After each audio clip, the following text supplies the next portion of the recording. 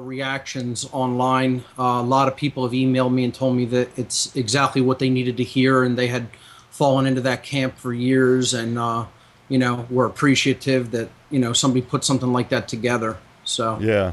Well, back in what was it, 2009 or 2010, I interviewed Dr. Barbara Ehrenreich regarding her book Bright-Sided and all of the positive thinking stuff, and we went into The Secret and all of this stuff. And I should mention to people, because I started my audio recording a couple seconds late there, but I should mention to people, and there's the video recording just starting, that we were talking about your new video and how a lot of the things that you laid out there I had also been trying to explain for years, but you really got it laid out and just really drive it repeatedly into their heads so that, they really get it. You don't just make the point once. You come at it from like 10 different angles on each slide that you bring up. And, but what I find really interesting, though, is because of you exposing this, people are now out there attacking you for it as well. Really? I haven't seen much of that. Oh, yeah. Well, when I reposted your video just yesterday, immediately I got 3 sophists trying to drive attention away from the video. Interesting. Yeah. The reaction on my end that I've seen so far has been overwhelmingly positive. Sure. I'd like to even see some of the critiques of it. It's just the same old stuff every time once you start figuring out how they run the operations, and I mentioned to you earlier today that we had this last week exposed Terence McKenna as either CIA or FBI from a talk where he admits that he was a deep background and PR agent, and that they had moved him from deep background to PR, and he had been in PR for 15 years, PR, public relations, or propaganda, folks. And what's interesting about the exposure of this is, all of these people are trying to argue that McKenna was using metaphor, that it was just a figure of speech and all of this stuff. He doesn't say that it's a metaphor. He could have used any metaphor. But, what's interesting is, like, when you read his books, like True Hallucinations, and you go through it, there's this FBI and Interpol chase that he was involved in that no conclusion is ever mentioned. And then when you get to this audio recording that we exposed last week, he brings up his chase by the FBI and Interpol, and he says, then they offered me a job, and I was in deep background, and then for the last 15 years I've been in public relations or propaganda. And so, but what's interesting is in the article when I published it, I said this was going to cause a lot of people cognitive dissonance, etc. And they, immediately attack me, say, oh, he's using metaphors. So what's the irony here is that they are actually the ones who are trying to argue that McKenna was lying in order to avoid facing his own admission that he was an agent. Right. I'll chime in on this topic. My take on all of this is, he actually did admit that he had involvement with some government agencies in his background. I don't think he wanted to stress that because I thought he would. He felt that would lead people not to listen to his message at all. I wrestled with this same kind of thing when I started going public with my information because of my background. And the decision that I had to make was I going to come out and openly tell people that I had been a Satanist for many years and was involved with satanic organizations and dark occult orders? And would that take away from the credibility of what I was saying, or would it add to it? Well, I decided to just be honest right up front and tell people that I was involved from the very beginning, and that was the reason that I was exposing it, because these people were in control. My take on this is, yes, he did admit that he was involved in these agencies. I think that upon his own personal awakening at some point after he had been involved with them for many years, he did try to distance himself from it, but then he tried to keep that somewhat quiet and didn't really want to come out with it to many people. That's my take. I'm not sure that I disagree with you because, I'm actually the one where, in 2001 to 2004, well, in 2001, 2002, I inherited the She Who Remembers audio archives. And in there were 70 hours worth of Terence McKenna audio, which was the first stuff that we put out on the internet. And I was studying all of that stuff back then as we were putting it out. But I started noticing a lot of problems in McKenna's work when I was writing my first book back in 2004, 2005, Astrotheology and Shamanism. Just a lot of inconsistencies in the work. Dr. Brian Akers has shown that his whole stoned ape theory was completely fraudulent, that he made up fraudulent citations to Roland A. Fisher, etc., regarding that stuff. But when we get into his background, we see that his largest influences are guys like Marshall McLuhan, who wrote his PhD thesis on the classical Trivium, which is using the Trivium for mind control rather than freeing people. And then we get into, and I've mapped out his whole background, but or not his whole background, but I've mapped out much of his background. And, he's tied into the Esalen Institute, which we've pinpointed as a center of MK He's also involved in selling cybernetics, which kybernetes is government control, or from the ancient Greek. One of his largest influences is also Aldous Huxley, who we've got just about nailed down now from his own works, that he was one of the directors or one of the top guys of MK He was also influenced by Pierre Teilhard de Chardin, who is a Jesuit priest who came up with the Omega Point theory. And then the 2012 theory that he later promoted was actually developed by CIA agent, Professor Emeritus Michael Coe from Yale. And once we get that, and he's also selling transhumanism. He was at the Tussman Experimental College, some other stuff going on there. But when we understand that it was Julian Huxley working with the British Eugenics Society who created these ideas of transhumanism and humanism, and also Terence McKenna was selling feminism, which we've done much to expose with, Karen of Girl Writes What. She's done extensive work to expose how the whole feminist movement was, again, to destroy this sacred masculine, to get people off balance, to focus on the wrong issue, and instead of being effective. And essentially the focus there is to destroy the family unit, because if you can destroy the family unit, there's nothing for people to fall back on as society collapses, etc. Yeah, I think he definitely fell for a lot of poisonous ideas at some point, like the transhumanism part and a lot of New Age stuff. That's why I think it's so important for people to have active filters when they take information in, and not accept everything that anyone says. I've often said I don't agree with, even amongst people who I consider mentors for my own awakening, I don't take every single thing that they say and just accept it. You have to look at each claim that they make and then run it through a filtration system and see if it comes out the other end as holding true. So I think that's really one of the important parts of information, of truth discovery. And that's what really the Trivium is a process of truth discovery. Again, certain things, if you take them wholesale, can lead to a state of imbalance, as you said. And part of that whole New Age agenda is to create an imbalance toward the feminine side of the individual, whereas the masculine side kind of dies away and the person won't stand up for their rights.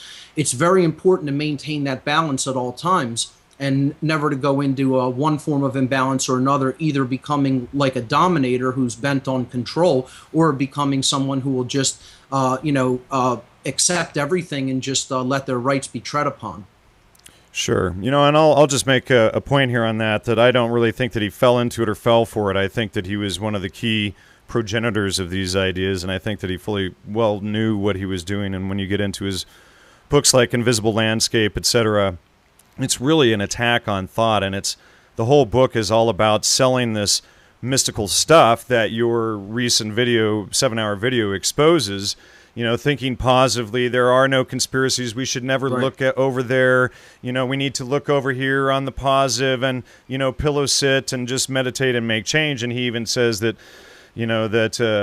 those who think that conspiracies exist are creating like a cartoon of reality or something like that.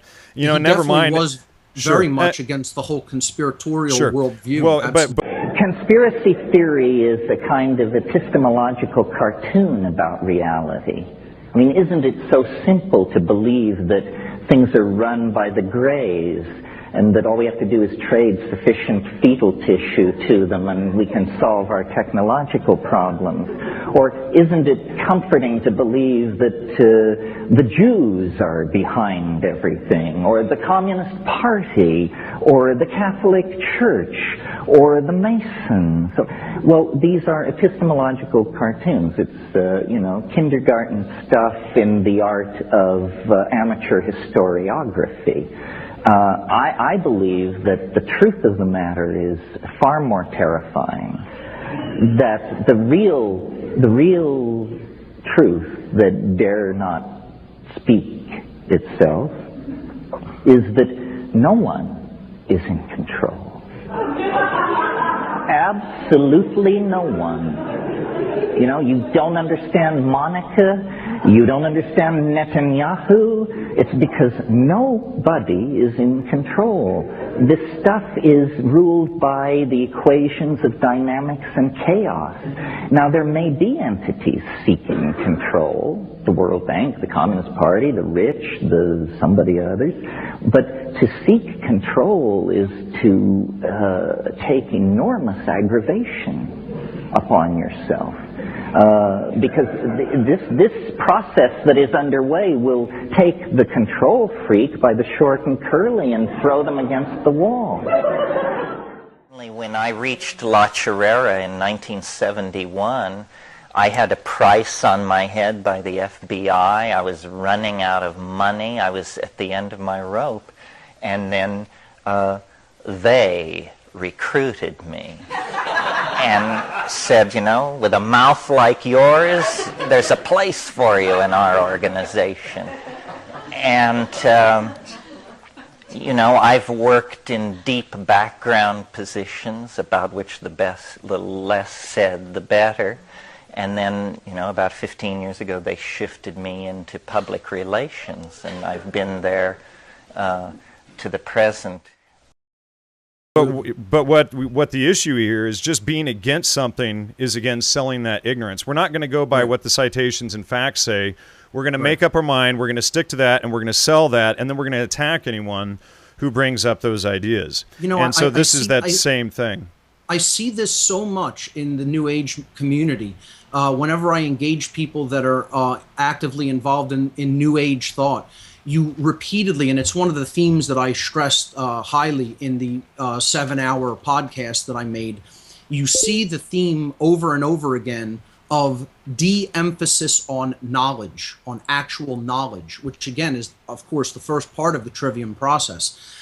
I actually kind of encountered this resistance very recently, and I see these two forms of resistance always taking place. You have amongst the very right-brained individuals, those who are of the New Age bent, let's say, they always want to take the emphasis off of knowledge, and they don't want, they almost have a problem with the word. It's like it's a dirty word, you know, and when you go into understanding how truth is actually discovered, you realize that without these basic building blocks to aggregate all of these individual and seemingly diverse pieces of information, you can't make any progress because you're not even assembling anything for processing. You're not actually doing the input of the raw data that you could even then get to a stage of garbage in, garbage out. Exactly. If you just accept anything, you know, and then you don't filter it, then you don't process it, the outcome is always going to be bad on the screen of life, so to speak, if we look at this in a computer metaphor.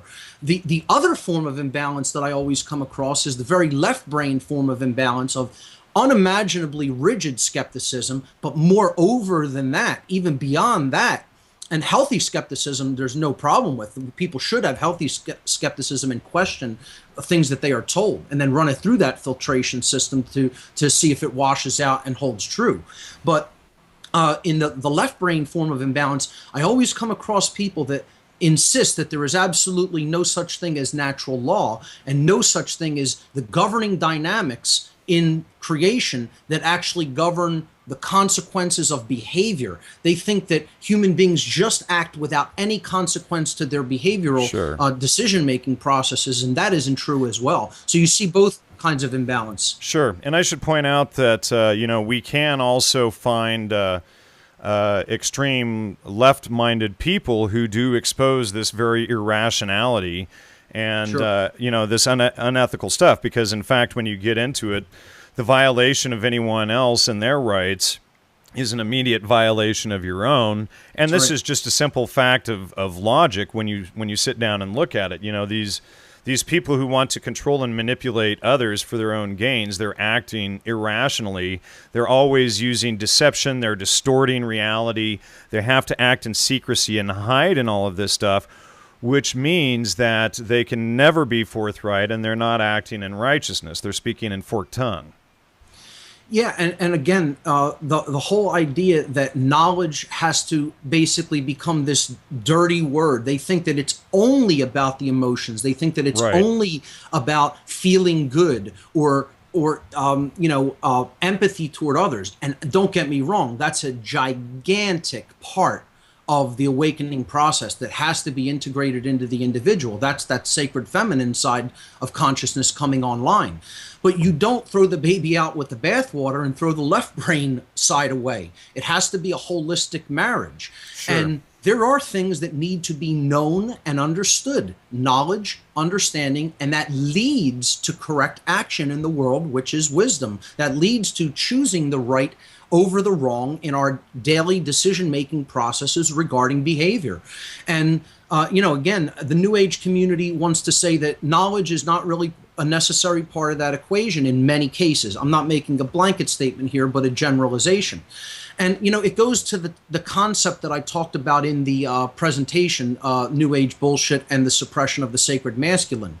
The idea of the lost word, in ancient esoteric traditions, particularly esoteric Freemasonry. The lost word was the concept of saying no. When your rights are being usurped or tread upon, you always maintain the right to use defensive force against that usurpation of your natural rights. And that's saying no, but without the knowledge, know, K-N-O-W, there first. Without that acting as the foundation, one will never get to the point where they will actually say that lost word of no. It's very interesting how they're the same word phonetically. No, N-O, and no, K-N-O-W.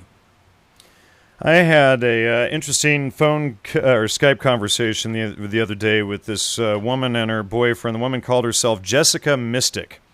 And she was from living in Indonesia, and they called me. They were wanting to come on my podcast, and it was clear that they had never studied any of my work. They hadn't looked at the Trivium or anything, and this goes right hand in hand with your point one of your slide presentation.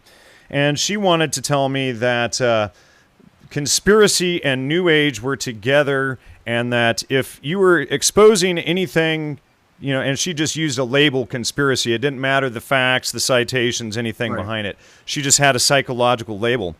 And if you're promoting conspiracy, you're promoting the New Age, and you're causing this by putting the information out there to make people aware that it's going on. And then her boyfriend tried to use the example.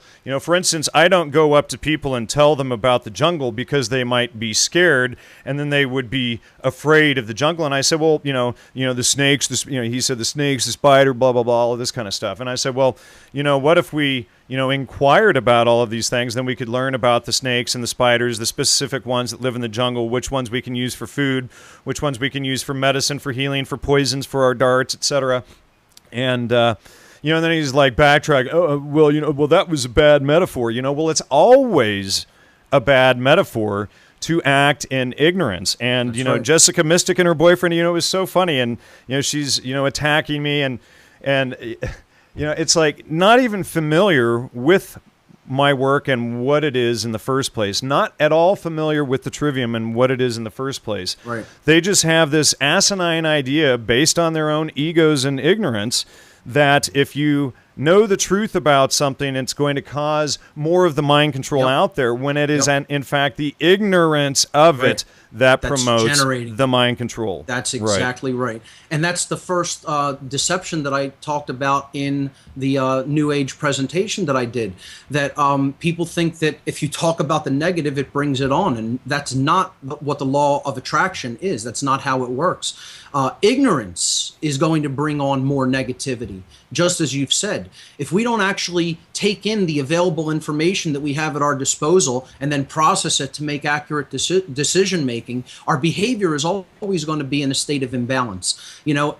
And this whole concept of if you talk about something that's negative, that it's going to bring about more negative. It's sheer nonsense, because the best way of preventing something that is negative is to be informed about the ways that it can harm you, or the active processes that are going on that are harmful, and then to take protective measures against those things so that you can come out ahead of them. It's preparation in conjunction with knowledge. And again, these are like dirty words to people who are in a right brain form of imbalance and are against taking action. They think that it's all only about emotion.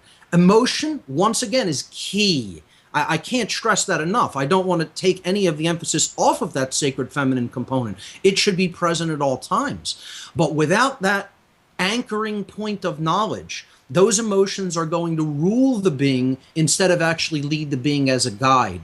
And they're going to prevent them from understanding what they need to know through fear of to actually get out of the control situation that we're currently in. Now, Jan, you mentioned something that really paralleled with something that just happened to me very recently. And I won't get into the details or mention the person's name, but someone who just, I was talking about the Trivium in a, not a lecture, it was just like maybe a mini presentation that I did as part of another event recently locally here in Philadelphia.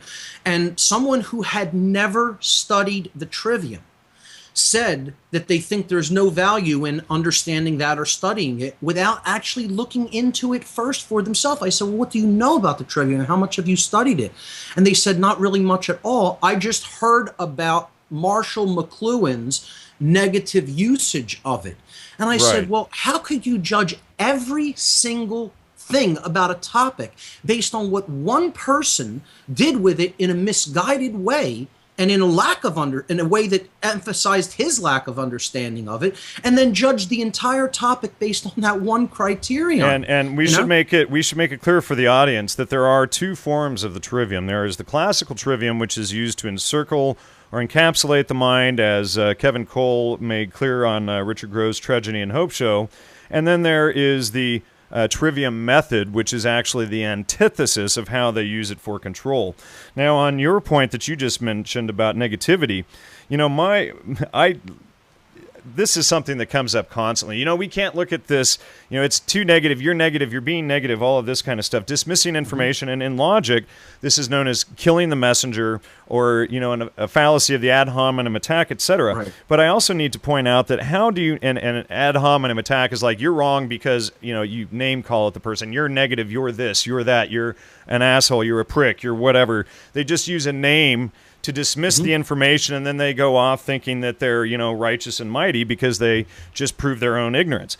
But how do you know what's negative before you've looked at it? And if information that is supposedly negative and you study it and it saves your life, then isn't it positive? You know, let's say there's an army on the other side of a hill, you know, and I often use this example, or there's a village on one side of a hill and you live in a village on another side of a hill, right? And then you have the village idiot, okay? And the village idiot, he's up on top of the hill and he's like the boy who cried wolf, you know? He's always screaming and ranting and doing nonsense and stuff. And one day he comes running down the hill and he's like, you know, the enemy's coming, they're coming to kill us, blah, blah. You know, he's using all of this appeal to fear, and he's calling them enemies, so that's an ad hominem. And so, you know, you have two choices. Oh, here's the crazy, you know, fool on the hill coming, you know, doing his typical boy cried wolf thing. Or you could say, okay, you know, I'm going to recognize the fallacy right there, which is recognizing that just because someone uses fallacies doesn't necessarily mean it's untrue. And then so you go and you stick your head up over the top of the hill and you look and you go, holy shit, there's an army coming, you know? Right. And so, you know, this actually protects you and it saves you by gaining firsthand knowledge, as you were discussing. Gnosis. Right, because we have to have the who, what, where, and when before we can process any logic of why, oh, that guy's an idiot, he's doing it again, versus, oh, crap, there is actually someone coming down the hill to look at us. And people have a really hard time asking, and they've been conditioned to do so through the compulsory education system, but asking those questions, who, what, where, and when, before they try and determine why, and even more, before they send their mental viruses on down to others. Right. You know, it just emphasizes the concept that there is no such thing as knowledge that is negative. There is only knowledge that is based upon available information and what one does with it. Right. And that's the key thing that I think needs to be stressed. Anybody that thinks knowledge is either positive or negative in and of itself aren't really correct. Again, it's only the information that is available to us that constitutes potential knowledge that may be gathered, that may be processed, and that may be understood and then acted upon by individuals, and what they do with it, how they actually put that knowledge into practice. Indeed. Now, I want to talk on something else because, you know, obviously the trivium leads directly into the quadrivium. When we get into the quadrivium, we get into the golden ratio, the Fibonacci. Walk outside, look at a pine cone or a sunflower or an animal, bird, whatever, and you just go, wow, wow, that's pretty amazing. Now, you know, I don't find any of that in any of the mystical literature, any of that stuff out there. And in fact, you know, in my opinion, just even trying to put what is realized out there in the world around us through the trivium is on its own, and to try to put it into words would corrupt it and turn it into one of these cults. Now, interestingly, we have you know, the words that describe the occult are mystic, which, if you look that up, actually means to mystify or to befuddle. And that comes from the ancient Greek Eleusinian mysteries, which we've we exposed recently. My co-author Joe Atwell and I, we exposed recently, was actually a government-operated psychedelic mind control system where you had two families that controlled the whole thing. And if you told anybody anything about the secrets, you could be punished by death. So, you know, it came with capital punishment if you told anything. Here's this state-controlled religion that they're using to control the masses through this experience. And and when we get into the word occult, the same thing. The word occult means to hide, hidden, etc. The word esoteric, the same thing. What's esoteric, it's hidden. What's exoteric, it's out in the front to the people. Now, interestingly, we have words like sacred. Sacred is ironically tied closely to words like secret and secretary. The secretary kept the secrets for the boss man, who is the one at the top of the ladder or the pyramid. And so all of these words, mystic, occult, esoteric, sacred, they all relay these themes of control from up above and getting people to believe in it in a mystical, spiritual sort of way to trick and fool them. Now, again, I am not trying to confuse this with what the quadrivium reveals as far as, you know, the indescribability of nature, and looking at the Fibonacci, etc., you know, the golden ratio in a pine cone or whatever it may be. So, you know, and the quadrivium goes up from there as well. So I just wanted to make that point and get your feedback on that. Yeah, and this is actually something that I've been preparing to actually do a presentation, a simple presentation. I like to engage people in person too, so I like to set up some presentations, you know, in person here in Philadelphia, that I actually encounter people live. And I want to do a simple presentation on the nature of occult knowledge and what it actually contains. Because, again, it is very mystified for people, you know, suggesting mystery, suggesting secrecy. And it is. There is no question about that. You're absolutely correct about that. It has been held very tightly to the chest and secreted away by individuals who want to use this knowledge as a mechanism of controlling other people. That's why they want to keep it secret. That's why it's, to them, it is their sacred knowledge, because they want only them to have it and to keep it back from other people. Because if people were to look into this body of information, they might become unfit for slavery. And that's the last thing that exactly these right. elites want. So the question then becomes, what does occultism actually contain so far as knowledge goes? What type of knowledge? Well, and let's point this out too real quick, Mark, because what do? They actually will use the terms like occult and mystical and things like, hey, don't look there. You know, that's evil, that's bad, you know, that's devil worship or whatever. But the issue is, and in fact, you know, those statements are for the most part true. But the issue is if you don't study them, you're totally vulnerable to being attacked and being manipulated by them. So, if we level the playing field and if everybody studies this stuff, then no one can use it against anyone. Correct. And so, and I think that's it. Go ahead. Yeah, and the point I was going to make is, the information that this body of knowledge contains has to do with how human beings can be manipulated, like through words, like through the definition or the obfuscation of the definitions of words, like occult. So just as you said, they manipulate people into thinking that it's bad. So what does that do psychologically in the mind of the average human being? The information doesn't even need to be kept hidden at that point anymore. If you can get them to think of this whole body of information, this whole body of knowledge as something that's evil or bad and that should not be looked into, you are manipulating them, you are dissuading them from ever looking into that information, and therefore never coming out of the mind control methodologies that have been used against them.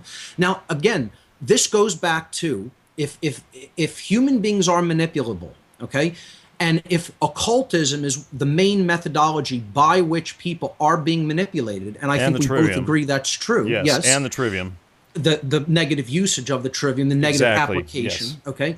Now, then the question becomes for people to understand what information, what is the nature or the type of information that occultism actually contains.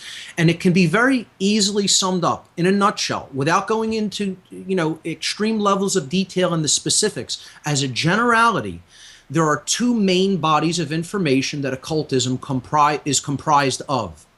And that is knowledge of the self. In other words, knowledge of the human psyche and how the human psyche actually operates, and a human being's general nature and a human being's general motivations.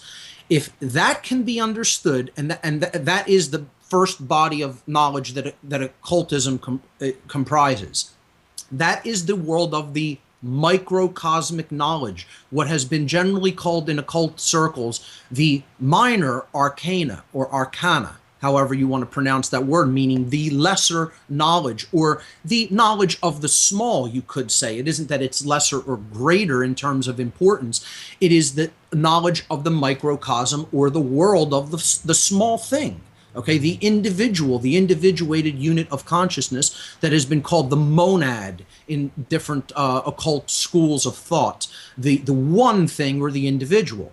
Then the second body of knowledge that occultism comprises is the knowledge of the world of the very large, the macrocosmic world. This knowledge is about the laws of nature, of the laws of the universe that are operating all around us, which we are a part of and which we are within, and we are bound by. So if you can do those two things simultaneously, you can dissuade people or hide away dissuade people from looking into or hide away the knowledge about how oneself works, while simultaneously dissuade people from looking into or hide away knowledge about how the seemingly external world or the universe works.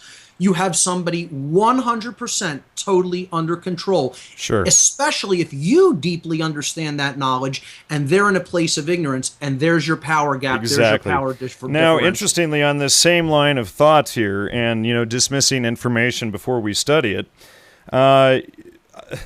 this is going to be, and bringing up this name always causes outrage in people who have never studied the work. And interestingly, she had done a lot to expose the likes of B.F. Skinner, who worked at Esalen selling these mind control systems, etc. But, Ayn Rand and the Ayn Rand Institute, they had done a lot trying to expose a lot of the mysticism and stuff like that. And, for many, many years, I had the same knee-jerk reaction that many people have where, Ayn Rand, bad, left-brained, objectivist, they're idiots, we have to focus all on the right-sided, positive-thinking, pillow-sitting mentality. But, her partner, and Leonard Peikoff, I'll admit, he's got some of the worst politics out there, but he's got some of the best logic stuff, which is irony, and his history of philosophy is excellent also. And so, rather than poisoning the well and say because, Peikoff or Ayn Rand made one mistake here that we have to dismiss everything that they ever said in their entire lives, if we go through their work and we start looking at it, I think it was in the last chapter of Peikoff's audio lecture series, The History of Philosophy, he talks in there about mysticism always being the tool of tyrants. Mysticism and religion always being the tool of tyrants. And, what it seems is that these people use these tools against those who don't know it, and they get, the people into these spiritual situations like, the Zionists and Bolshevism or the Nazis and, Hitler and all of this kind of stuff. And it's the same religious sort of mystical appeal that they use behind it each and every time to sell it. So, and here we see this huge pumping up of the New Age. And, Terence McKenna admits in his book, The Archaic Revival, I think it was, that he renamed the New Age the Archaic Revival, so because it fit more with the historical patterns, he explained. But it's actually that what they want to do is they want to bring about a new dark age or a postmodernism, neo-feudalism, archaic revival as McKenna sold it. Yeah, to go back to Rand, I really like a lot of her work, but again, some of it does go into some left brain extremism, but in general, her idea about the rights of the individual and property are very accurate. And again, you can't throw out the baby with the bathwater. There's so much great information there. I do, however, feel that she leaned too much toward the side of pure selfishness. Thought altruism in general was a bad thing overall. But, I think we have to maintain compassion and empathy for our fellow human beings. And if we are in a position to help them, I don't see anything wrong with that, as she somewhat put forward that was almost completely wrong to do. There's nothing wrong with rendering assistance to our fellow human beings, especially if, we are in a position to help them. Not saying do everything for them, do their work for them. Don't get me wrong. But, I think she fell a little bit more toward, the extreme left brain side of that form of imbalance. And that was capitalized on and seized upon by many satanic, schools of thought as well. And they used that to pave a and we researched their work. Yes. We researched the whole thing, but the tie between Alan Greenspan and her, and how they blame her for what Alan Greenspan did. He actually, when you get in and you read what she said, he actually did the antithesis of it, and then she gets the whole blame for it. Because he's using government as the backing for all of it, the violence of government. Exactly. And not only that, but, the biggest problem that I found in studying Ayn Rand was that she very often puts her logic before her grammar. And so it doesn't mean that the logic is flawed. It means that she didn't pull in enough information to make those conclusions. So Absolutely. Let me just make this point, though. When you understand that she put her logic before her grammar, you can go through her work and put it back and pull out a whole lot of valuable information. Sure. And to stress your point, she also often dismissed the whole conspiratorial worldview of histry as well, and didn't think that there were powerful elites that were in control of all of these Meanwhile, systems. she was being funded by the Rockefellers, right? Well, it's who knows? It's possible. But, I think it is true, or she was dating one of them or something. But we should probably look into that before we throw out false grammar. Right.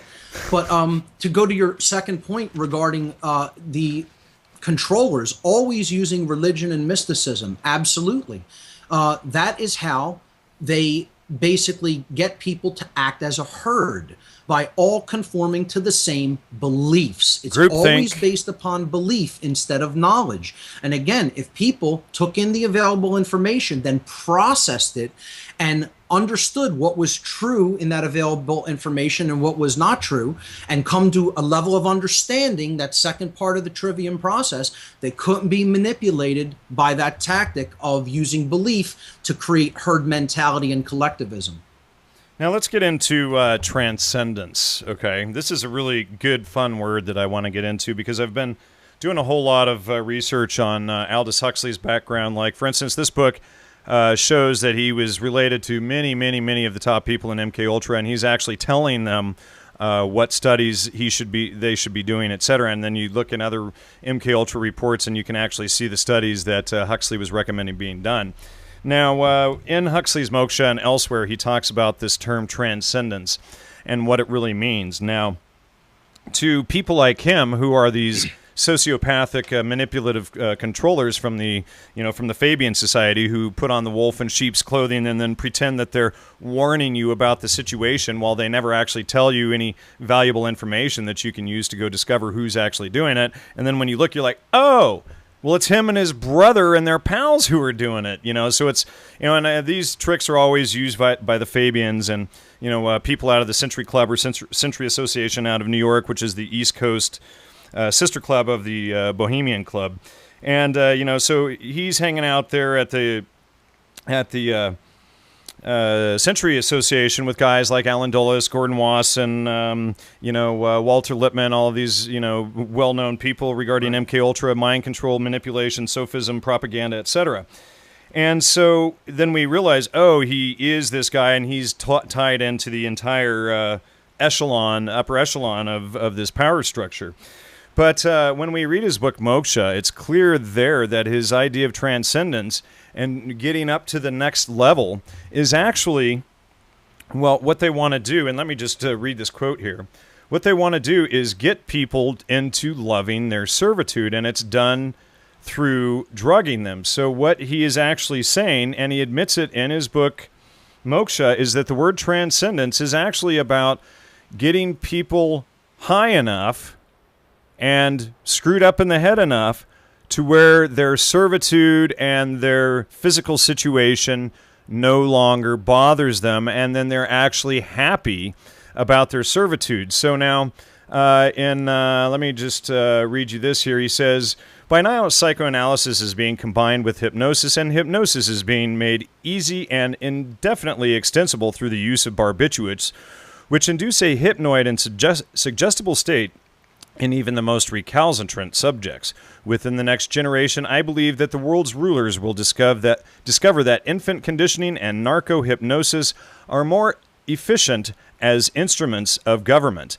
than clubs and prisons, and that the lust for power can be just as easily satisfied by suggesting people into loving their servitude as by flogging and kicking them into obedience. So then when we understand that his word via moksha, his word transcendence, and using psychedelic drugs to transcend all of this is really just getting people caught into this positive thinking, off-balance state where they don't think critically. They literally kill the messenger anytime. I mean, not literally. The term killing the messenger, if the person had an opportunity in physical reality, they would likely kill that person because the information makes them uncomfortable. And so this is why we have the term killing the messenger, and it's also from the ancient Roman wars and stuff, when the man on the front lines would run up, and if the sergeant or whatever didn't like what he said or something, they would sometimes kill him, so they would kill the messenger. So anyway, that is what transcendence is really about, getting you to love your servitude and getting you to ignore and think positive about all of the negative stuff and pretend that it's actually not happening. Right. And I think in the modern day, they don't even have to put a drug out there into society to get people to fall into this trap. They're doing it with the improper usages or the abuse of things like meditation and yoga in the New Age circles. These are actually being used as the modern day soma, the modern day drugging of the mind, because of the endorphins, the endogenous morphines that a lot of these practices will induce in the human physiology.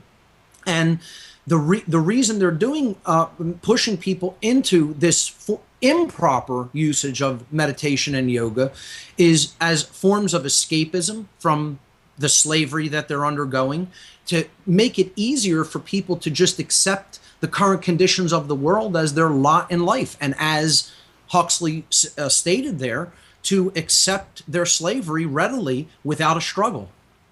Now, I want to point out that we do have today all of the drugs in the water and everything, and I covered this topic with Duncan Curtis, or Curtis Duncan, I think it's Duncan Curtis.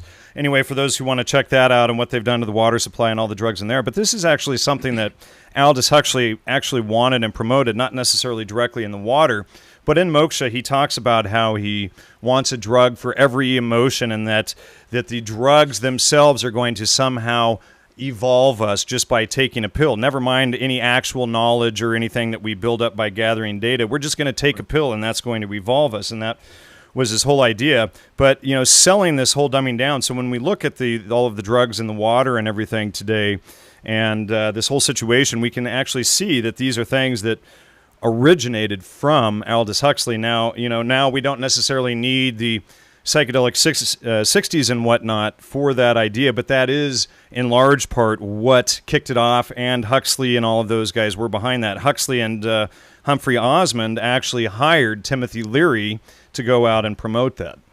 I think the whole idea here is to try to get people to buy into the idea that no real work needs to be done upon the self, but even moreover than that, no real knowledge needs to be taken in. Again, it goes back to no real idea. action. Don't forget the action, right? Of course, no action. You take no action. And get this. So whenever, like during the 60s up in San Francisco, whenever there was a big protest going on, and Leary had admitted that he was actually an agent, but later on, and we're just about, we're working on a new paper on exposing all of that. But so Leary would actually show up anytime anything was starting to be done in a cohesive unit where they were getting organized and getting the direction going on. Leary would show up and start saying, hey, everybody, you need to be spiritual. You need to think positive. You need to ignore the politics, and you need to ignore the soldiers left in Vietnam, and you need to turn your backs on them. And this is all in 66 and 67.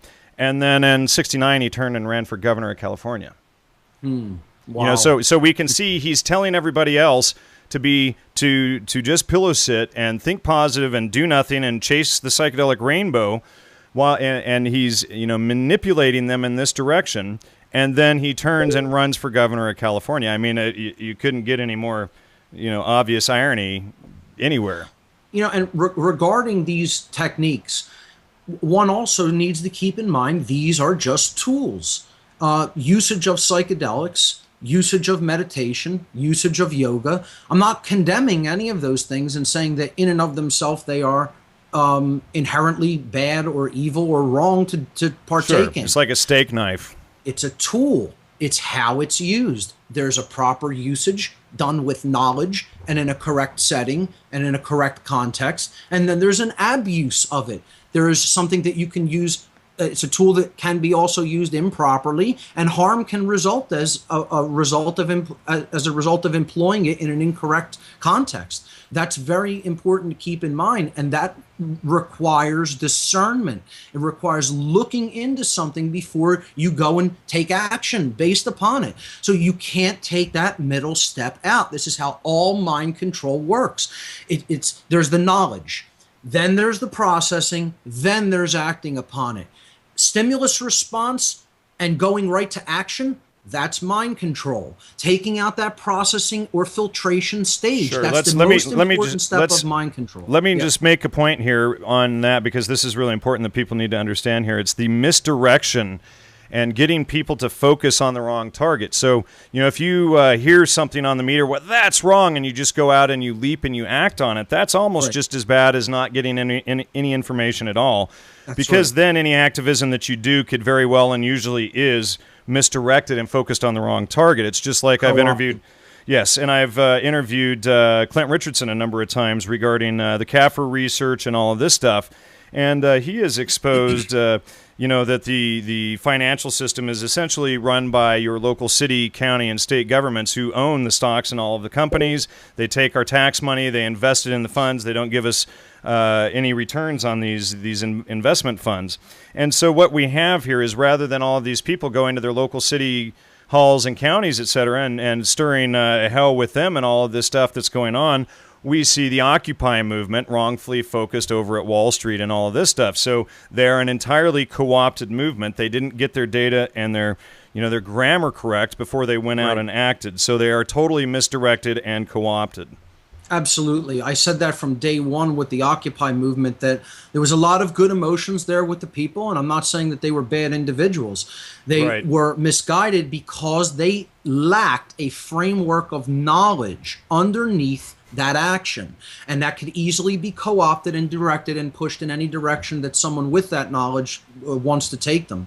And that's what I think. Those individuals, had they just gotten a little bit more basic knowledge underneath their belt before they went out and acted in the capacity that they did, maybe their efforts would have went a lot farther and would have really created some lasting change, instead of just flickering out and dying out quickly. Yeah, and what's irony is that there was a guy from Free Your Mind 1 conference that we had met there, and then a couple of months later he shows up on YouTube in some video, and somebody's asking him about the Trivium, and he's got it all wrong and upside down and backwards, and he's totally misdirected there at the Occupy movement, but he actually got the Trivium, didn't get it, and then was out there actually misrepresenting the Trivium and showing how he had got caught in that whole thing. It's so misunderstood because people don't really, I don't think they create an accurate metaphor for what this method really is and then go in and study it in detail. I was actually attempting to explain this to a few people last night. And I put up a real simple, maybe I could even give you the infographic to include with the podcast. I put up a real simple infographic, and I was explaining it for about a half an hour.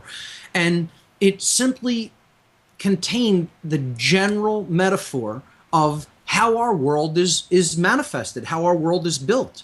And if you look at what happens in the world, the truth about what happens in the world and creates our result, our manifested world, the reality that we must live in.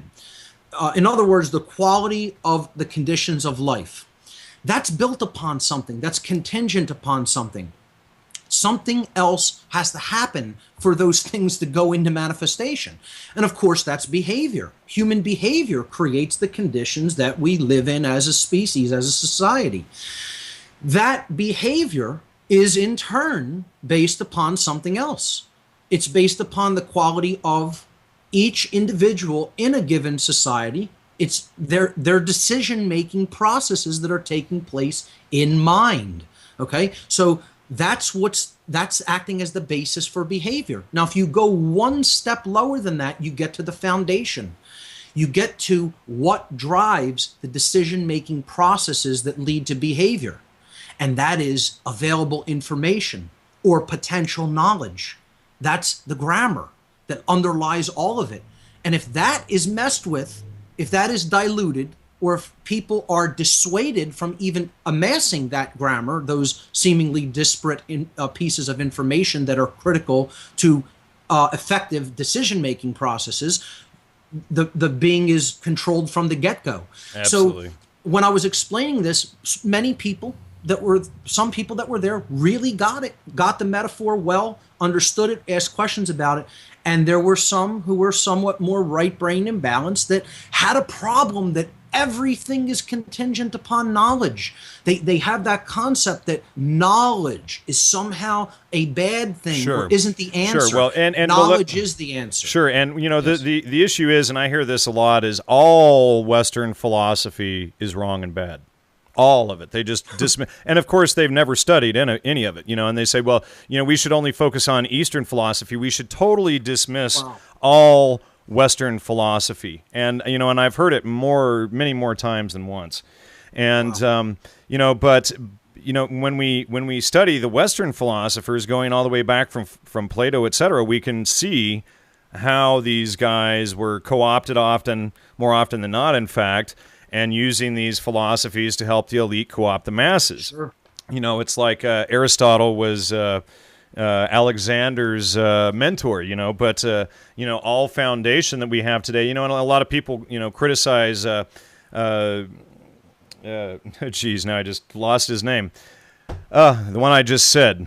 A lot of people criticize Aristotle for having some errors, but he was the one who made the primary foundation that we built upon. And just because, again, he had some errors doesn't mean that we should throw the baby out with the bathwater, and it doesn't mean that he didn't create the foundation for us to be able to go out and discover truth. Right. Now, I'm constantly bombarded by people who are caught up into the idea that there is no truth, that that everything is, and I've come to start calling it the quantum physics insane asylum, because what they've done is they've coupled the New Age with this quantum physics nonsense. And the reason why I call it nonsense is just before I gave the lecture out at the Free Your Mind One. In fact, on the flight to and from Philadelphia, I was reading David Harriman's book, getting ready for an interview that I did with him right when I got back on his book, The Logical Leap. And he's ironically, again, with the Ayn Rand Institute. But he had done a whole expose, a 6-hour, aside from his book, a 6-hour series that Richard Grove had put out on Tragedy and Hope. We're on Peace Revolution podcast, episode number 62. It's a 6-hour lecture that exposes quantum physics as a big sophist fraud, and he traces it all the way through history back to Immanuel Kant and how they were manipulating all of this stuff. And so, once you get that quantum physics, that we don't live in this insane asylum, this Roger Rabbit cartoon type reality that they want to sell us, where you walk out of the store. Well, forget walking out of the store. When you're in the store, the cashier can hand you whatever change because it doesn't matter. You're just gonna, you can give him $100 and for a $1 item, and he gives you a penny back, and you're okay. Let's be positive. Or if they walk out of the store and their car isn't there, they go, my car wasn't stolen. It like elevated to the next level. It's just this ridiculous Roger Rabbit cartoon reality stuff. But, guys, and we've been researching backgrounds of guys like Amit Goswami, who also ties into, again, the Esalen Institute and being a center of MK Ultra and selling all of this Agenda 21 Fourth World stuff. But, Amit Goswami, he's this professor of physics who goes around the world telling kids that they should give up their rights and their freedoms because we can't know anything, because it's all a big group mind think, and that this is the reality that we should go on. And I wanted to ask you, at that point, have you looked into the quantum physics issue yet? It can be a dangerous path to go down if it's perverted like that. I'm not saying that there is no truth to some of the science. I'm saying that very minimally, though. It's taken in a context of the whole macro world operates exactly like we see the micro world operate. Sure, and then they use it as a religion to sell it for this, for the tyrants always using the mystical to take our rights away. There's no problem with looking at how that extreme microcosmic world operates, because it's very interesting to understand that it's showing us that there really is no as such solidity in nature, that nature is like a construct that exists and has consciousness and mind as a basis for it. That doesn't mean pervert this understanding of what the basis of the unified field level of reality is into a religion and make it be about that you can never know anything, which is solipsism, which is the path to all totalitarianism. And he takes a step further, though. He does expose a lot of the science behind it as entirely fraudulent. The studies, things like this. So, I do recommend people check out, it's Richard Grove published the whole thing on the Peace Revolution podcast, episode number 62. And so it's the entire Philosophic Corruption of Physics lecture is up there now. It does really require, which you have, Mark, a prerequisite of at least a little study in the Trivium and the logical fallacies so that you can understand some of the concepts that David Harriman is presenting. Because if you haven't studied the logical fallacies, you're going to confuse yourself in your own fallacious thinking and not understand the points that he is expressing there. Yeah, this concept of solipsism, it really needs to be understood, and it really needs to be intellectually combated, because it's a virus. And this is what many of the so-called New Age teachers are putting out there into the world, that there is, that not only can truth not be known, but that there is actually no such thing, that it doesn't actually exist, that there is no truth about anything that can be known. If 1 + 1 is not 2. Yeah, if someone will buy that, they'll buy anything. If you could work someone's mind into that level of stupidity, denial, It is stupidity, and it's denial. It's denying the real and replacing that with your imaginary version of reality, and you're now the arbiter of truth, and anything can be real or true based on your perceptions. That's called solipsism. It's just this perverted form of quantum mechanics is being sold to people in the New Age circles as a new form of solipsism. It's just solipsism repackaged. It's a very dangerous path. I think looking at the history of it, and Einstein, of course, was one of the key creators of quantum physics. There was 5 or 6 guys. And, Einstein he worked with, again, Julian Huxley at the New York Humanist Society, et cetera. He ran that with him. He was selling this same dumbing down agenda that Huxley's brother was selling out of the Esalen Institute. So we have a direct tie-in there between Einstein and this agenda. But we also know that Einstein, he was a third-rate mathematician. He stole most of his material from the U.S. Patent Office. And then, his wife was actually the smarter of the two of them. And then he became, the hero of all of this. But there's actually a really good 2,300-page book on Einstein that exposes all of this called The Manufacture and Sale of St. Einstein. Wow. I have not looked into Einstein's background enough to comment on all of that, but it's material that I would definitely be interested in taking a look at. Yeah, and there definitely seems to be overlying patterns directly between quantum physics and the Kabbalah, and I've also noticed Zionist tie-ins with its misapplication as well there. And again, when we talk about concepts like Kabbalah, a lot of people think that all of these occult schools are somehow bad or evil. Sure, and again, you have to study knowledge, it's how it's used. You have to understand the general concepts, how the symbology, what it represents, and then understand there's different applications for it. So Sure. Is there such a thing as dark Kabbalah, or what is known Absolutely. as, in Kabbalah, it's known as klipotic Kabbalah, based on the concept of the klipot. And, this is a dark variant of Kabbalism, whereas there is a very positive expression and a light variant of Kabbalism that does act as a transformative process for thinking and emotion and behavior and alignment with natural law. So you have to understand, all of this knowledge could be taken in 2 different paths. You can go down the one path that leads to control. If you're using it as you understand it, and this other person doesn't understand it, and I'm going to use it as leverage. That's the dark path. That's dark occultism. Then it can also be used. You can take it out of hiding. You can de-occult it. I like to look at light occultism not even as occultism. I don't even like to look at myself so much as an occultist. I am one who has studied occult knowledge, hidden knowledge. I prefer to look at myself as a de-occultist. Exactly. And it's a term that I think we should put out there more and more. What is it? What is it actually? What is the actual word when you de-occult or unoccult something? Do you know? An apocalypse. Well, it's actually education.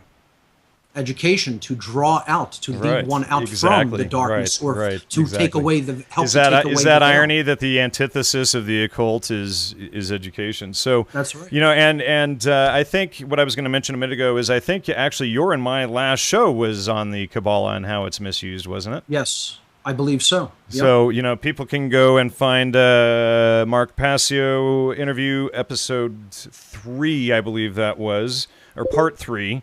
And they will get that. It could have been part 2 with you, but I think it was part 3, and then this would be part 4, I believe. I think so. So yeah, and so should we? I'm sure people are going to be wondering. So Jan didn't show up at the Free Your Mind 2, but yet he and Mark are sitting here doing a whole talk together. Should we address that, or should we just leave them in limbo? No, why not? I'll just give my take. Okay. Jan felt that, or expressed to us, he felt that he wasn't going to be compatible with some of the other speakers that were on there, and felt that he should sit out the Free Your Mind 2 conference after having received an invite. And we respected his decision professionally. And I don't hold any hard feelings against people for making a decision like that. If they feel if you felt that was in your better interest, and that this conference wasn't a good fit for your work, and you had changed your mind about it, I can still accept that and listen to the person's information, check it, decide whether it's good or not, and work with them in the future, because we're all about the same thing. We're about the discovery of the truth, and we're about building a world that is based on freedom. And that's all the baseline commonalities one really truly needs. Right. And we're both all about gathering knowledge in order to do that, and then converting that knowledge into understanding, and then putting it into practice in a positive way in the world that does lead to freedom. So as far as I'm concerned, we have a mutual respect. And if one decision that you made went a certain way, I'm not going to hold that against somebody forever, or even hold it against them at all. So that's my take on the entire situation. If you want to add to that, feel free. Well, my only worry was that, it was becoming obvious, and I had checked the backgrounds of a few of the presenters, and we're not talking about all of them for sure. And, certainly you, Larkin Rose, a number of others were doing very excellent presentations there. And but the issue was as I was writing my presentation and going through people's backgrounds, I realized that part of my lecture was going to inadvertently expose 2 or 3, maybe 4 of the other presenters as a part of this agenda. And I didn't want to put myself in a situation on the other side of the country, where this was going to happen. It just, it would make things uncomfortable. And it's just best to, not try to, cause direct conflict like that. And we respect your decision for that as part of the Free Your Mind group. And you could even look at what I did at the Free Your Mind 2 conference as almost being controversial and conflict-inducing, possibly. Sure. Well, I personally did not get that result. The result that I got was overwhelmingly positive response, to the point where I couldn't believe it. I was expecting to receive a negative reaction to what I was going to get up there and talk about. People received the information I put out tremendously well. And after my presentation, it was just, people wanted to ask questions and learn more about it. And, for me, I couldn't believe that people were so ready to hear what I had to say on that topic. And that's why I decided not to even wait for the videos to be released. And people are really have been asking, when are the videos going to be available? They are coming. Our video editors are doing great work. They're really trying to make a nice artistic presentation this time around. I would say probably less than another month. Okay. But I don't want to hold them to that or pressure them into that. But the videos for Free Your Mind 2 are coming.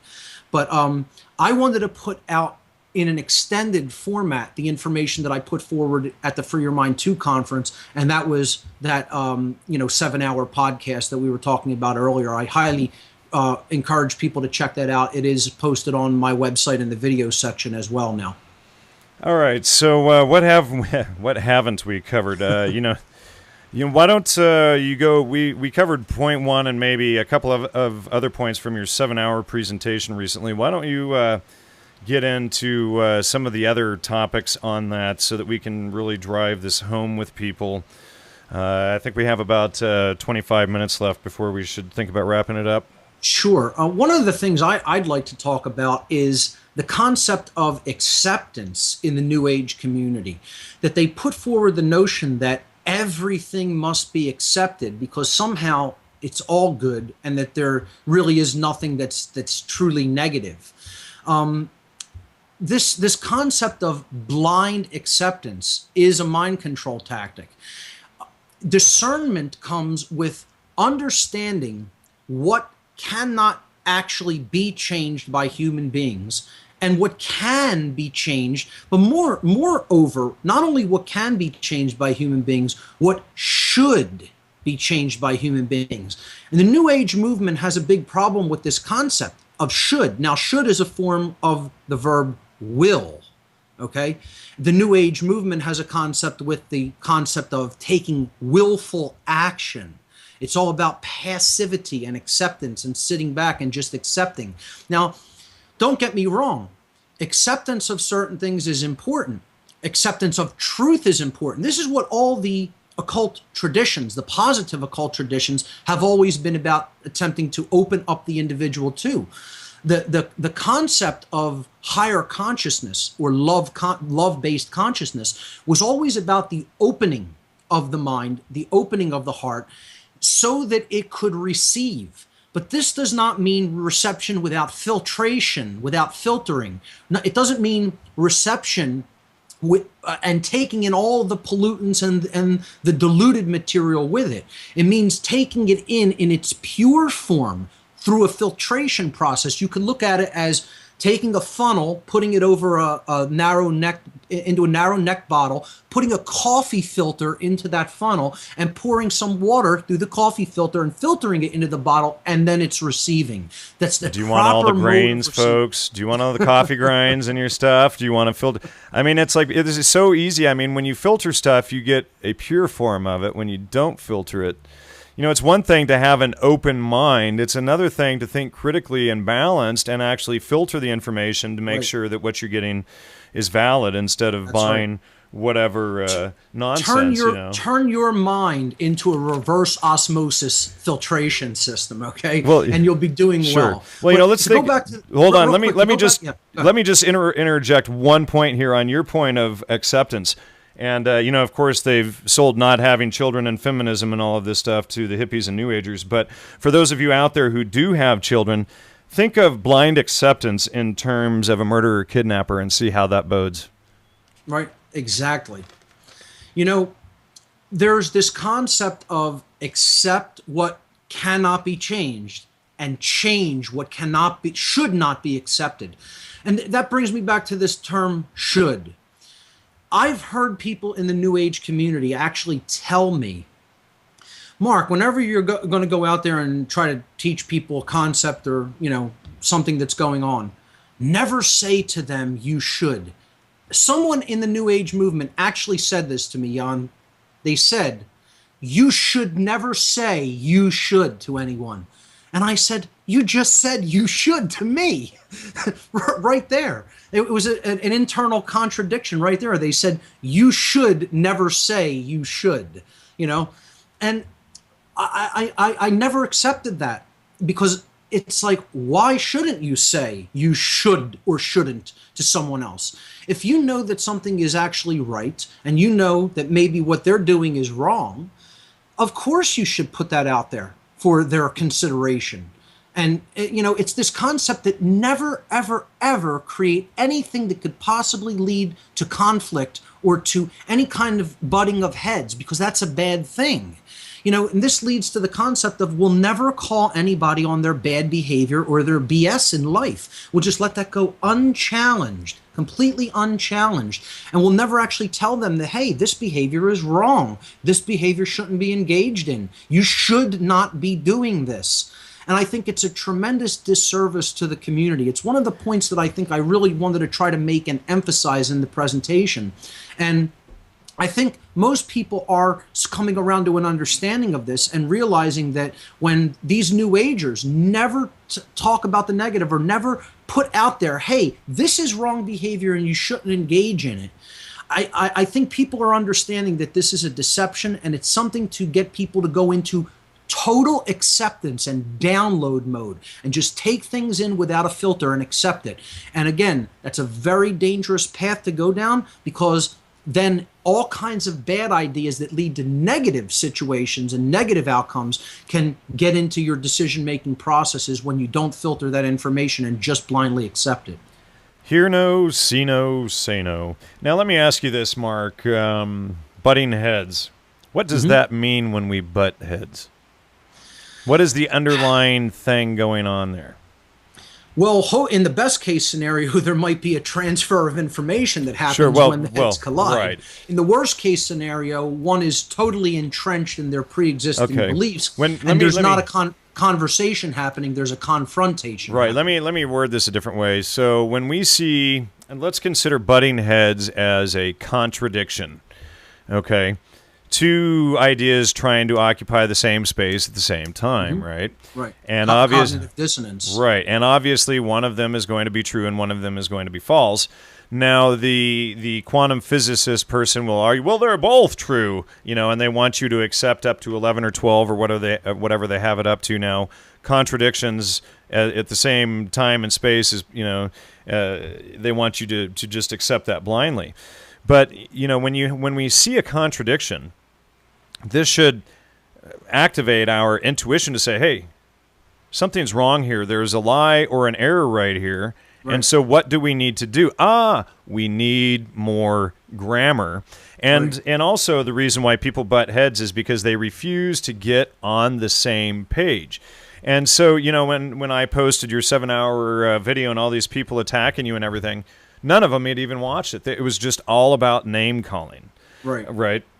And so often they won't talk about the actual information being presented and say what part of it do you have a problem with and what information was actually and they said won't that was ever incorrect. They will never address specific points. Like when I do my research, publish new articles and things like that, none of the people who ever come and attack me actually address any points in the work. They'll set up a straw man, or they'll just start right out with you're crazy or you're insane or you don't get psychedelic drugs or you never took them or some other ridiculous nonsense. I mean, for those who have ever listened to any of my shows over the last nearly 5 years know that I've taken, psychedelics many, many, many hundreds of times, and that, I've come through and I've looked at all of this and looked at all of both sides, look at the facts, look at the information, and find what is true. Yes, truth exists. Yes, 1 + 1 is 2. Yes, when you go to the grocery, you get the correct change. Yes, when you walk outside, if your car is not there, it's either been impounded or it was stolen. It didn't levitate to the Pleiades.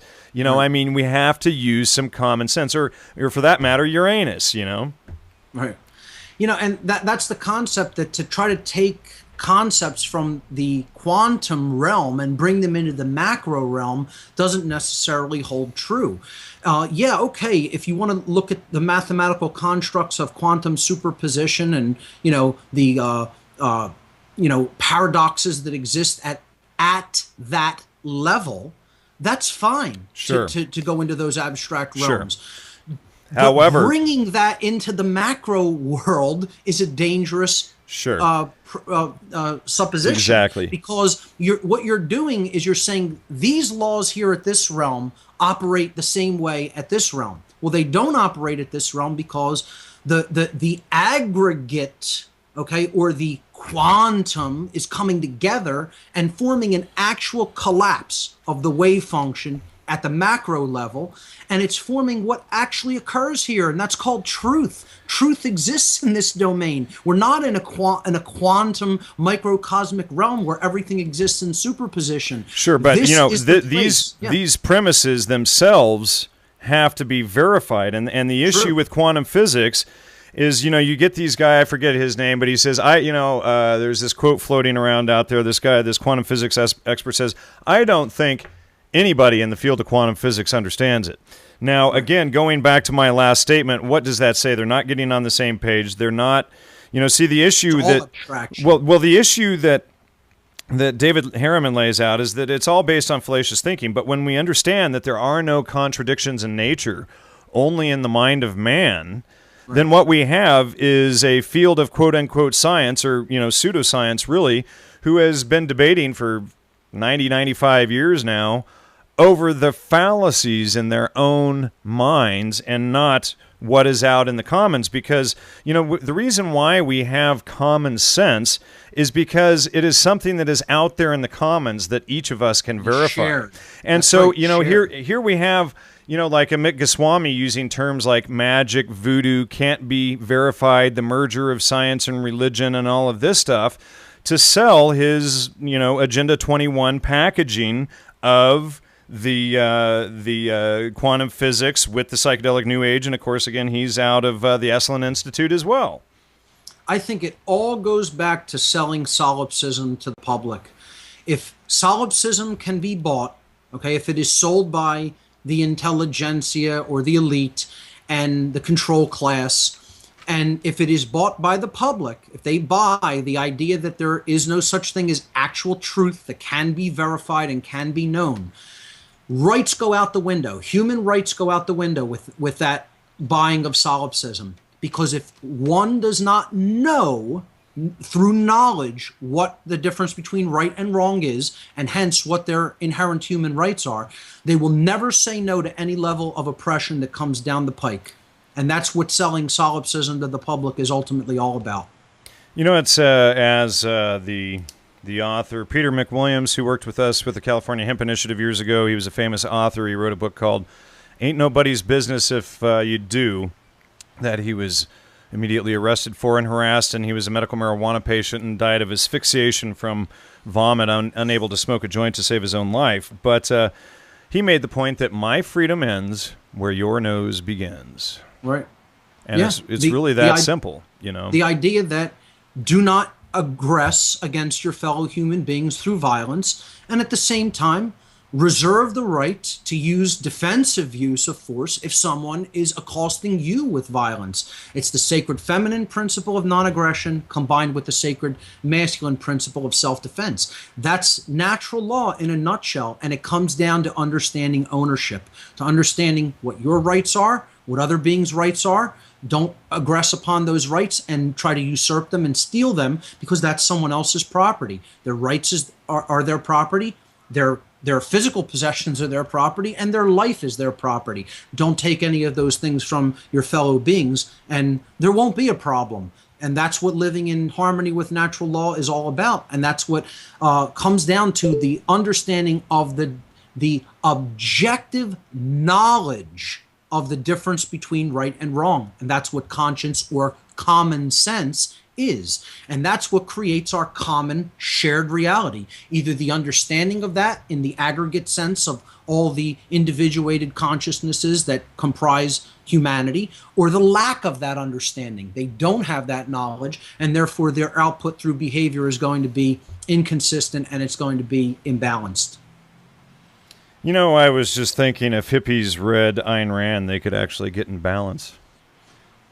It would be an interesting combination of right brain imbalance and somewhat left brain imbalance. Maybe it would end up in the middle somewhere. You know, obviously the Trivium would be a better method, but the Trivium, it's interesting when you get into the logic studies in the Trivium.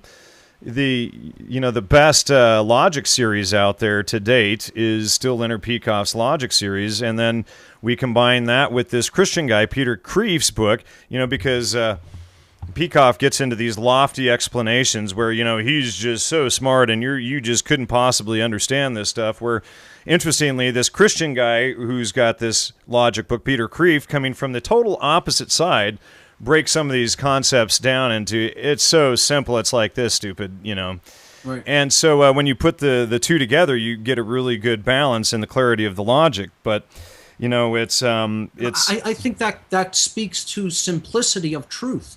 People think truth is this huge mystical concept, and it's so impossible to comprehend and take in. Truth is no truth. Truth is always simple. There's a lot to it. I'm not saying that there isn't a large body of information that constitutes the truth, but it's always simple.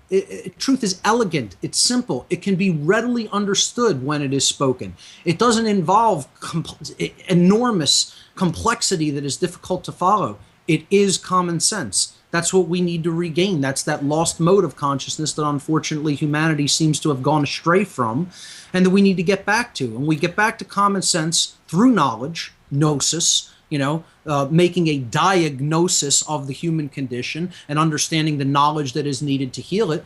We'll then put ourselves on that path of balance and be on the right track toward healing ourselves, healing our world, and reclaiming our inherent human rights and building a world that's based in freedom. Now, I should point out that Occam's razor and the shortest path to a conclusion is not always accurate. We do need to make sure that people understand that the truth sometimes can be difficult to find because it's so occulted and occluded. Right.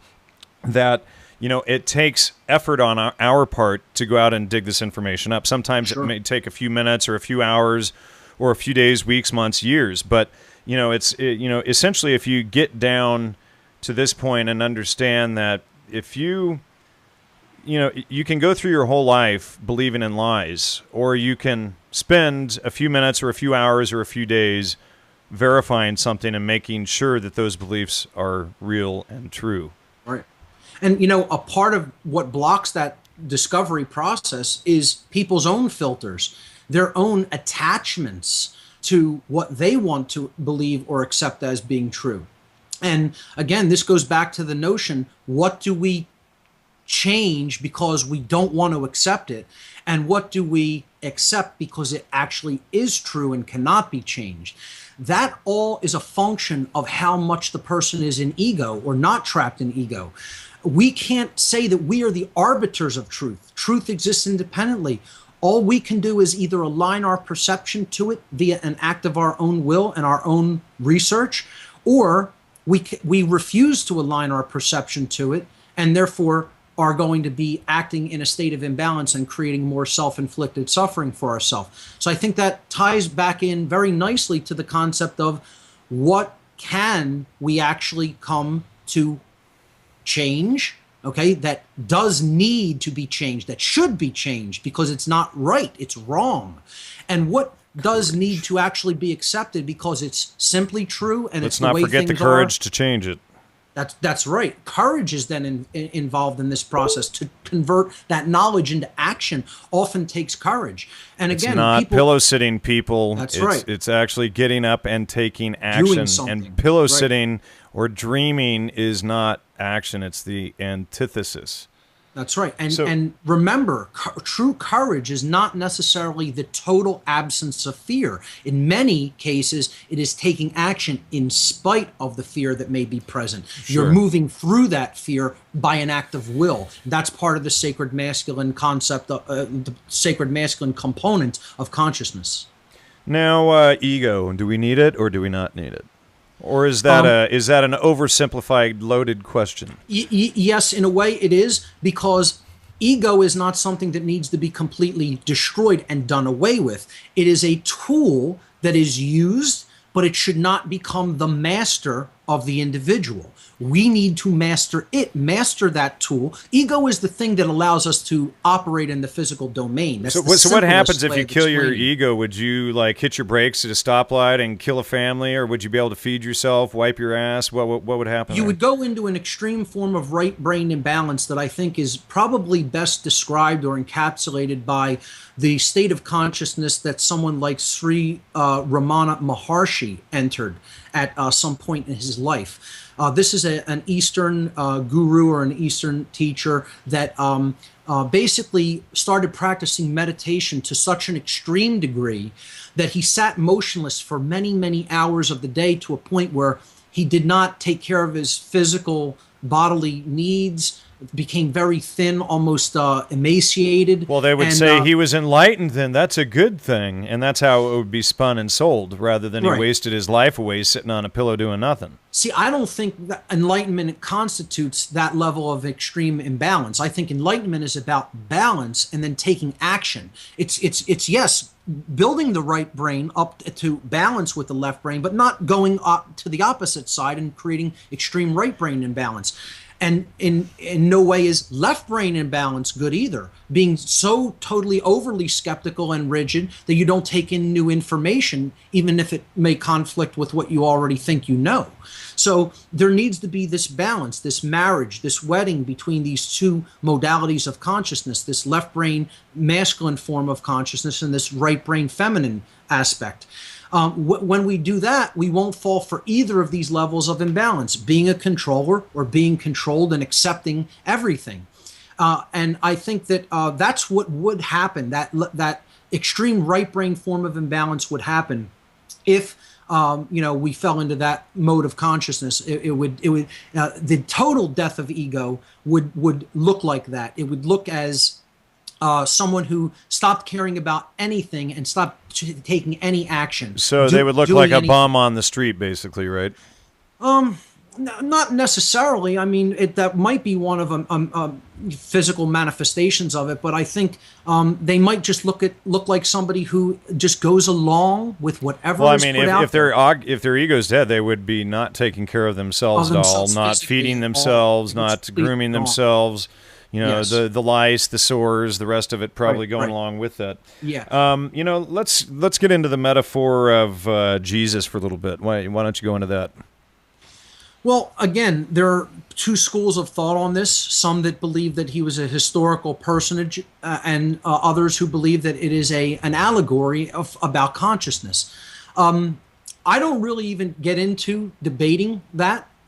There's much I just evidence. mean as far as regarding taking action and anger and all of this stuff. Oh, sure. Not if he. I don't care about the existed or not. We've taken care of that totally. I personally think that the metaphor suggests a balanced being, suggests a being that understood both the non-aggression principle, the sacred feminine, the higher consciousness of respect the natural rights of all others as you would respect your own self. Okay, the concept of the golden rule: do unto others as you would have done unto you, or better yet, the apophatic version of the golden rule stated in the negative sense, which is do not do unto others as you would not wish to be done unto yourself. Much more powerful and less ambiguous, actually. Yeah, that goes back to what we were saying earlier. You know, my freedom ends where your nose begins. It's the exact same concept, you know, and it's. But again, this being was very balanced as well in this metaphor, because he took action in his life. He reached out to other people, tried to get them to understand what he knew in his travels and in his studies, and he also did display anger and in some could say used force when it was required or necessary, when things went into extreme imbalance toward the control side. And I think this is one of the reasons why the system was so against him. He was telling people, you maintain a right to actually physically do something when your rights are being oppressed. You have this whole concept in, I believe it's the book of Matthew, I'm not 100% certain, where he was telling the disciples to prepare to actually buy a travel bag, or what we might call today a bug-out bag, and get a sword, buy an actual Roman sword. And people try to interpret this as metaphor or some kind of an allegory. There was no allegory. Pick up a goddamn sword and go defend yourself, people. It was get your preparations together and arm yourself with the best weapon available at the time, because these are psychopathic people who are in control. And he was putting forward that concept of the sacred masculine as well. That's why I see the metaphor of the Christ consciousness as very balanced. I don't see it as imbalanced either toward the right brain or the left brain. I see it as a balanced form of consciousness, which is where, which I feel is a good pattern for one's life to really get to that level of balance that we all so desperately need in the world. Now, interestingly, I forget if it was a Jesus quote in the Bible or which part of the Bible, but the Bible actually warns people against those who tell you that there is no truth.